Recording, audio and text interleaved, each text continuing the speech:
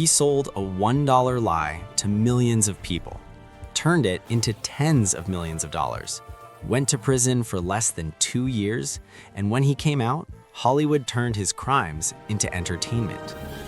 This is not a success story. This is not even a crime story. This is a system story. It's the story of how Jordan Belfort figured out something deeply uncomfortable about money, power, and people, and exploited it perfectly. And the most disturbing part?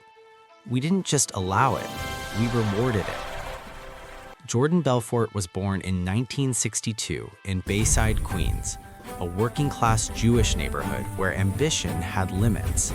Success meant stability, a decent job, a quiet life. Jordan rejected all of it. From an early age, he wasn't obsessed with money itself. He was obsessed with speed.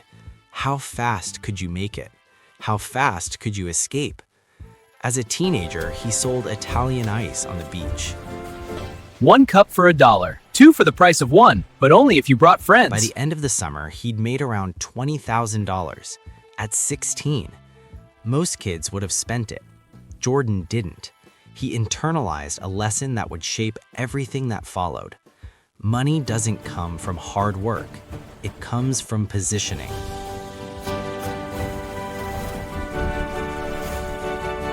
He enrolled in dental school, believing it was a shortcut to wealth.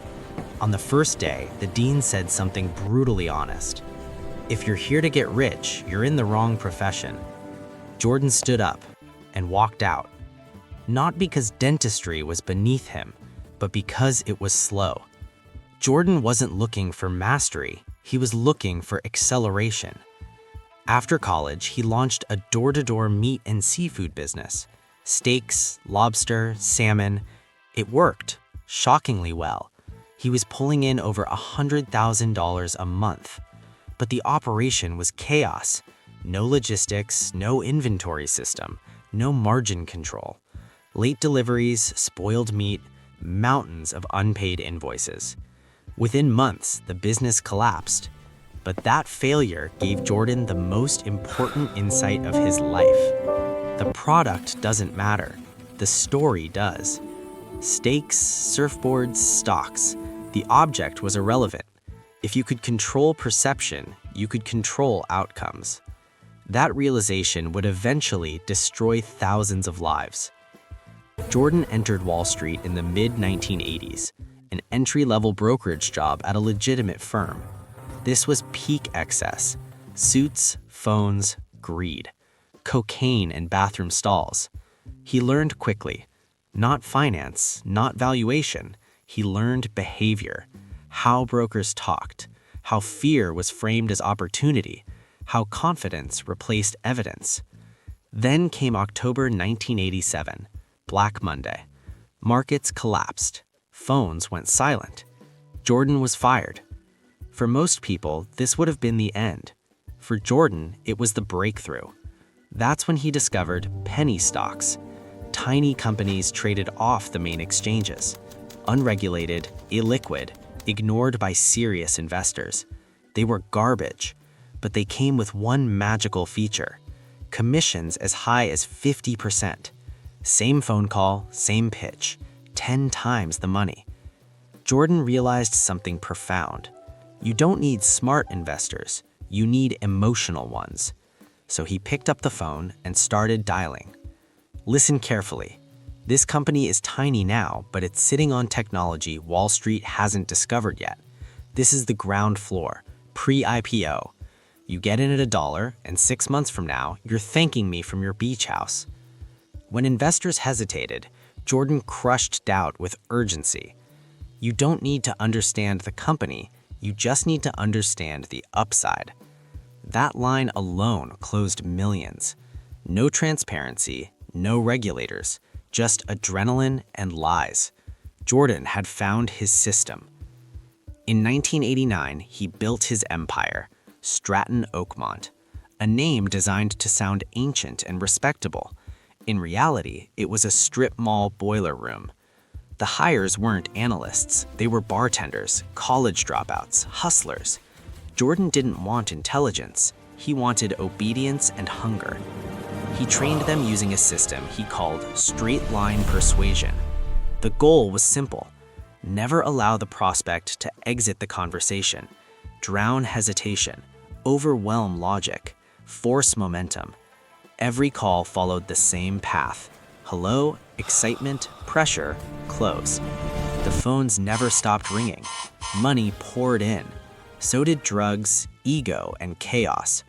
Here's the critical part most people miss. Stratton Oakmont didn't sell stocks. It sold hope to retirees desperate for security, to parents trying to save their children, to people Wall Street had ignored. They weren't stupid. They were vulnerable. Stratton bought massive blocks of cheap shares, then turned the sales floor into a hype machine. Call after call, promise after promise. They spiked the stock, then dumped everything at the top. Pump and dump. The math guaranteed one outcome: Stratton wins, everyone else loses. By the early 1990s, Stratton Oakmont was no longer a firm. It was a cult. Screaming phones, air horns, strippers in conference rooms, drugs everywhere. Jordan ruled through reward and fear. Top performers got cash, watches, and power.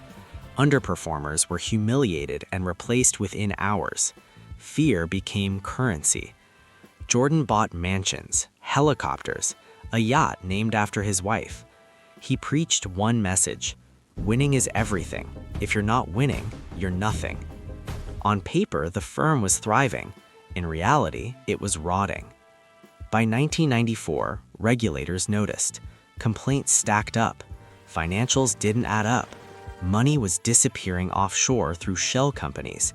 Cash was smuggled by couriers. Accounts hidden under relatives' names. Inside the firm, paranoia replaced euphoria. Brokers passed out mid-call. Fights broke out. Drug use became constant. Jordan himself was unraveling. Drugs weren't a reward anymore. They were survival. Then came the moment that cracked the illusion: the yacht incident. Against warnings, Jordan insisted on sailing through a storm. Drunk, high, untouchable. The yacht nearly sank in the Mediterranean. They were rescued by the Italian Navy. Jordan survived, but psychologically, something broke. The fantasy of invincibility was over. Back in New York, the walls closed in. Journalists investigated. Former employees flipped. The FBI followed the money. In 1996, federal agents raided Stratton Oakmont. Phones ripped from desks, files seized, hard drives copied. Still, Jordan tried one final move. Despite explicit orders, he wired $2 million overseas. That wire was recorded. That was the end.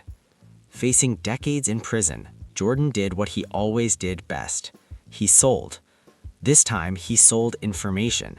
He cooperated, wore a wire, handed over everyone.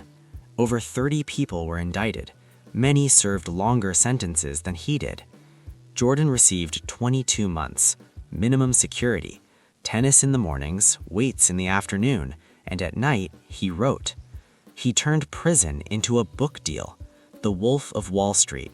Not a confession, a celebration. Hollywood loved it. Fraud became entertainment. Victims became background noise. Audiences laughed. Critics applauded. The system worked again. Jordan was ordered to pay over $100 million in restitution. Only a fraction was ever recovered. Today, he's a motivational speaker, a sales coach, a podcaster. He teaches ethics. He sells success. He wears the name Wolf like a trophy. He didn't escape justice. He rebranded it. And here's the uncomfortable truth. Jordan Belfort didn't exploit a loophole. He exploited human psychology. Jordan once said, "I was greedy, but so is everybody else."